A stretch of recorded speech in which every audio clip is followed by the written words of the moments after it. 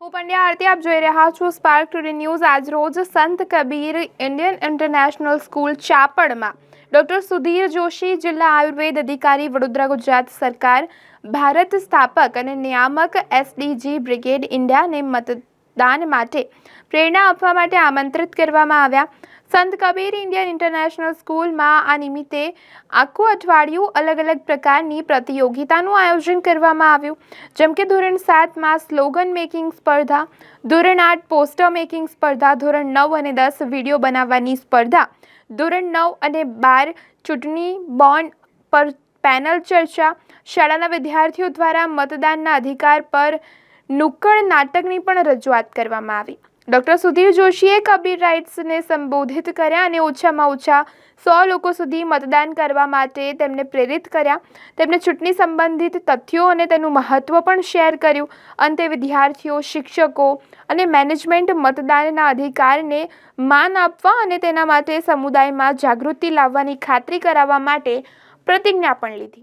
Respected Chairman Mr. M.K. Tandon, respected Director Mr. Arjun Tandon, respected Principal Ma'am Mrs. Navita Anand, coordinators, educators and all my schoolmates.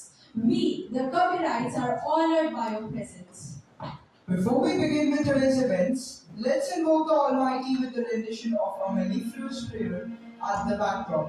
We request our esteemed guests of honor to light the lamp of knowledge and wisdom and grace the occasion.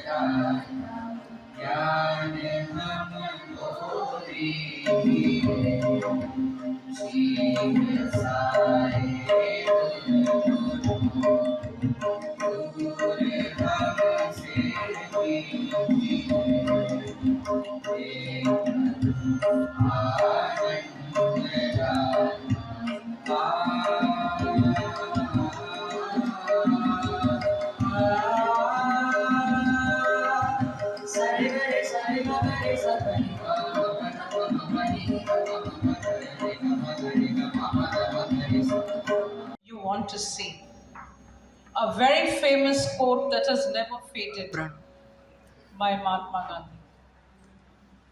Good morning. It is really a matter of great honor and proud privilege for Sant Kabir Indian International School to host Dr. Sudhir Joshi, the District Ayurvedic Officer of District Ayurvedic. Of course, we have a great time that we'll be interacting with Sir, but before that, I will just share with you Sir's profile, a very impressive, a very scintillating, and a very significant profile.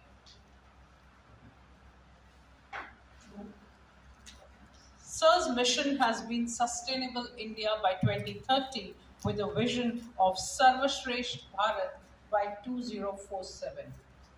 He is the country director for India for WYI1 affiliated with United Nations, the nodal officer for SDG, that's the Sustainable Development Goal.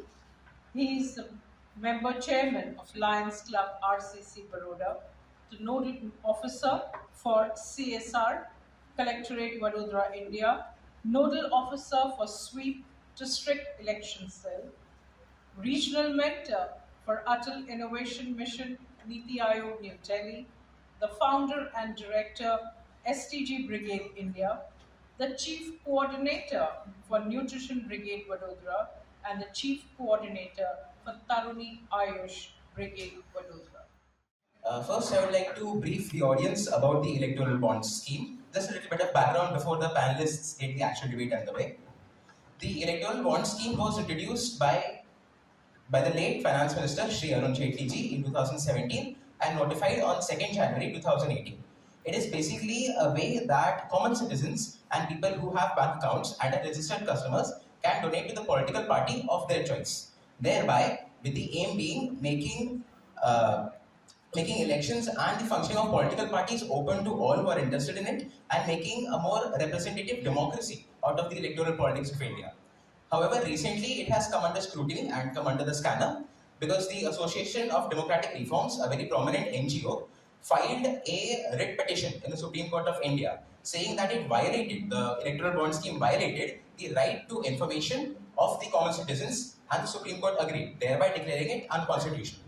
However, it is still a hot topic of discussion, and I think we all believe a very valid one concerning the upcoming elections. Hereby, I declare the panel discussion open. The side for the motion may begin with their opening statements. India is the largest democracy in the world. Elections and political parties are a fundamental feature of parliamentary democracy. Elections cost money. The round-the-year functioning of the political parties involves a large expenditure. Parties run offices throughout the country. Staff salaries, travelling expenses, establishment costs are regular expenditures of political parties. There has not been a single year where elections have not been held in India. Besides expenditure of individual candidates, political parties have to spend money on election campaigns, publicity, tours, travels, and election-related establishments. These expenditures run into hundreds of crores.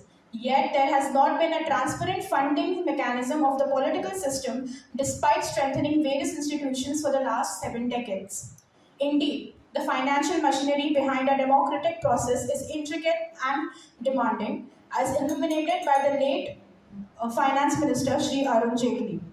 This relentless demand for funding, coupled with the absence of transparent mechanism, raised crucial questions about the integrity and accountability of our political systems, and that was how electoral bonds were introduced. And so it becomes crucial to analyze the purpose of electoral bonds. The purpose electoral bonds were introduced to serve, which makes it unwise to classify them as a bail. In the discussion that follows, we aim to cover the same.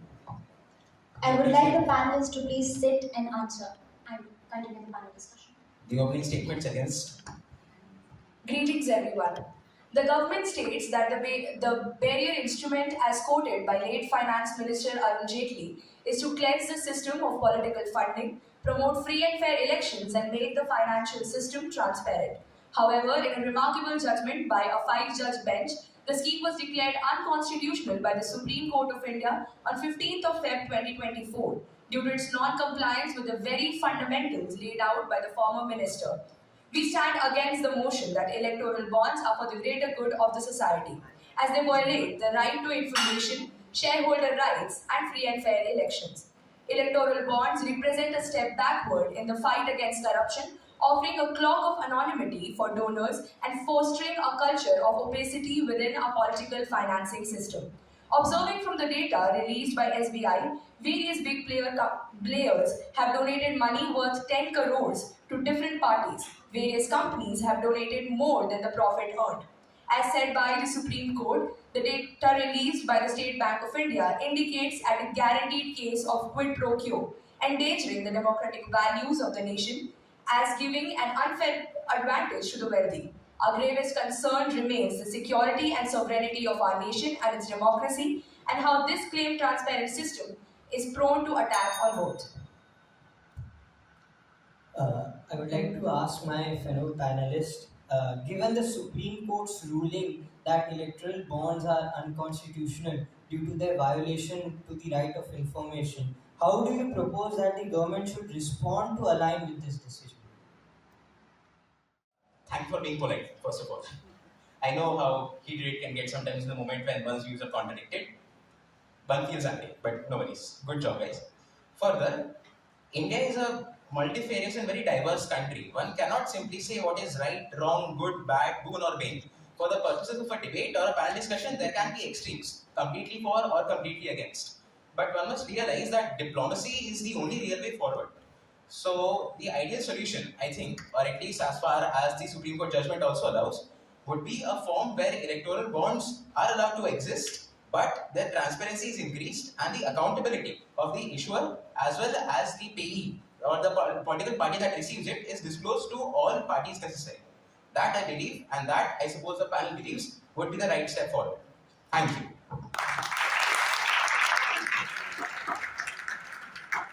We appreciate our worthy panelists for their insightful contributions to today's electoral bonds scheme. I would also like to thank our moderator, Abhinav Tarwadi. Your perspectives have given us much to consider as we navigate through the complexities of political funding.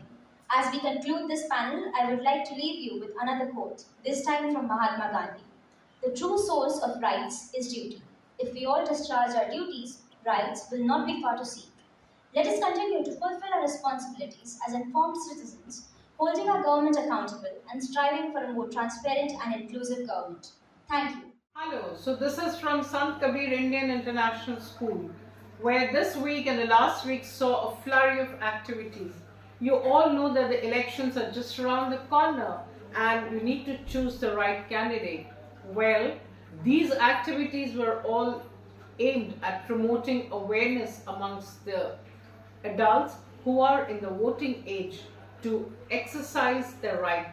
Well, voting is not just a constitutional privilege, but then it is your fundamental duty to right. If you want to change the society, if you want to be a part of the change, then you will have to speak out. And that's what the whole event was. We had Dr. Sudhir Joshi, the Ayurvedic doctor. He was here with us in the school and we had an interactive session with him. He gave away the prizes and for all the activities that we've had, like slogan writing, poster making competition, video making competition. We had a panel discussion. The topic was electoral bonds and the students of 10th, 11th and 12th had participated. It was a very interesting panel discussion followed by a Nukkad Natak, aiming at again creating awareness among the adults to exercise their vote. But what was most striking was the session that we had with Dr. Sudhir Joshi. Dr. Sudhir Joshi, in his own way, with very beautiful examples, he detailed the students about all the constitutional rights and about the constituencies and what is a polling booth, what is a polling station, and how you can vote and what are the different types of elections, and what if you're not able to vote, what are the different relaxations given by the government and what are the apps available. Well, all in all, it was a very interesting session. Well, look out, 7th May is the date when you have to exercise your duty. So, happy voting. Choose the right candidate.